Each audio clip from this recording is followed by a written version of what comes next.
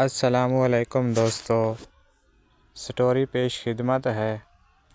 یزید ملعون تاریخ اسلام کا وہ بدترین شخص ہے جس کے ہاتھ اہل بیت رسول اللہ صلی اللہ علیہ وآلہ وسلم کے خون سے رنگے ہیں۔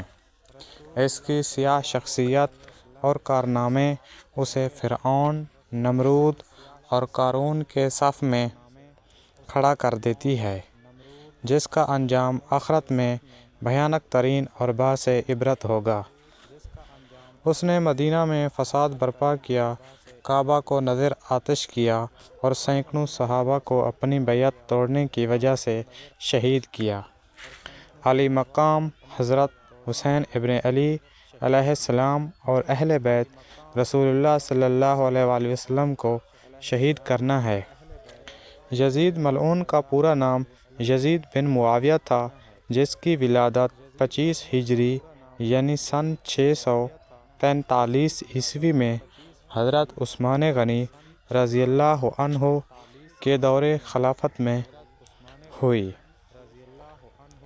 جب سن 60 ہجری میں حضرت معاویہ ابن ابو سفیان نے امیر المؤمنین حضرت علی رضی اللہ تعالی عنہ سے بغاوت کر کے شام میں بنو امیہ کی حکومت کی بنیاد رکھی تو اس وقت یزید نوجوان تھا، لہٰذا حضرت معاویہ یزید ملعون کو اپنے بعد حاکم بنانے کی کوشش میں لگ گئے، اور پھر صلح حسن کے بعد جب پوری حکومت معاویہ بن ابو سفیان کے ہاتھوں آئی تو انہوں نے شام، عراق، مصر اور حرم میں اپنی حمایتوں کے ذریعے خطبوں میں یزید کا نام لینے کا حکم دیا۔ نیز تلواروں کے زور اور دیناروں کی تھیلیوں کے ذریعے گورنروں اور سپہ سالاروں کو بھی یزید کا حمیتی بنایا گیا۔ امام حسن علیہ السلام کے ساتھ کی جانے والی شرائط کو توڑ دیا گیا۔ سن 60 ہجری میں نبی صلی اللہ علیہ وآلہ وسلم کی پیشین گوئی کے مطابق یزید تخت نشین ہوتا ہے اور تاریخ اسلام کا ایک سیاہ باب کھل جاتا ہے۔ کچھ اصحاب رسول یزید کی بیعت سے صریح طور پر انکار کر دیتے ہیں، جن میں سے اس کے سب سے افضل شخص اور نواسۂ رسول حضرت حسین ابن علی بھی شامل تھے۔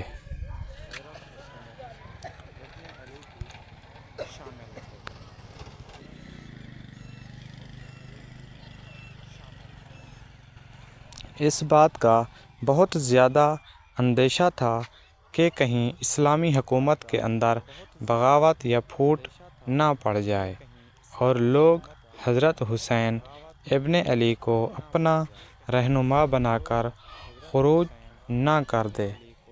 اس جرم میں امام حسین اور اہل بیت رسول اللہ کو سن 61 ہجری میں میدان کربلا میں یزید کے حکم سے شہید کر دیا گیا۔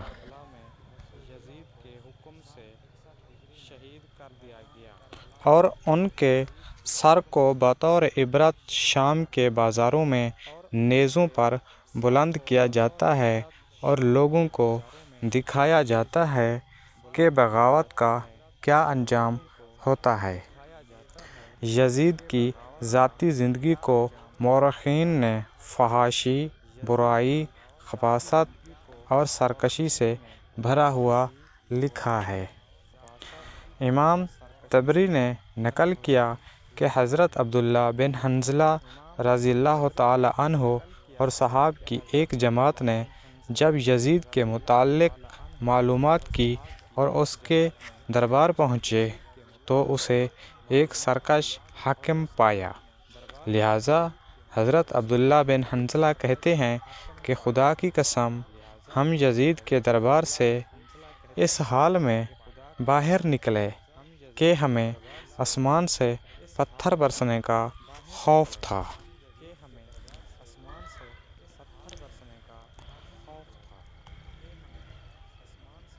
اس کا چاہنے والا، کتوں بندروں سے کھیلنے والا اور زنا کرنے والا شخص تھا۔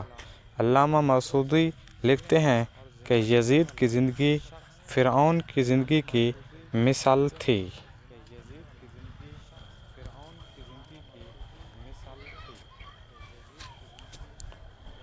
شہادت حسین کے بعد بھی یزید ملعون نے لوگوں پر بے دریغ ظلم کیے۔ جب مدینہ والوں نے اس کی بیعت توڑی تو اس نے شامی لشکر کو مدینہ بھیج دیا۔ ان تینوں دنوں میں سپاہیوں نے مدینہ والوں پر مسلسل ظلم کیے، صحابہ کرام کو قتل کیا گیا، لوگوں کے مال لوٹے، عورتوں کے ساتھ زنا کیا اور مسجد نبوی میں اپنے گھوڑے باندھے۔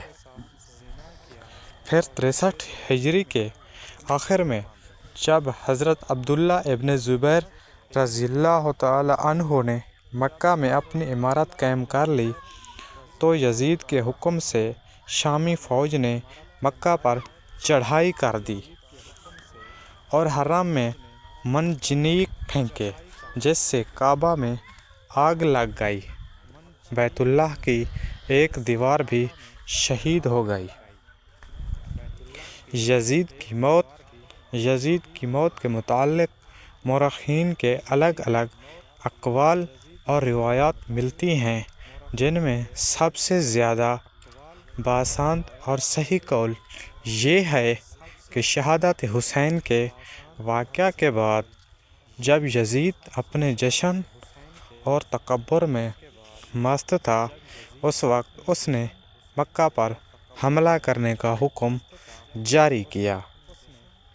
یہ سن 64 ہجری ربیع الاول کا مہینہ تھا۔ چند ہی دنوں میں وہ ایک موذی بیماری میں مبتلا ہو گیا۔ اس کے پیٹ میں خطرناک درد اٹھا، جس سے اس کی آنتیں سڑنے لگیں اور ان میں کیڑے پیدا ہونے لگے۔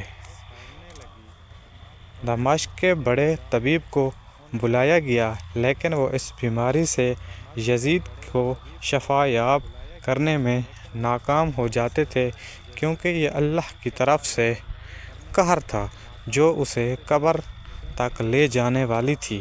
آنتوں کے سڑنے کے بعد وہ بستر پر مچھلی کی طرح تڑپنے لگا اور اپنے بستر پر پاؤں مارتا تھا۔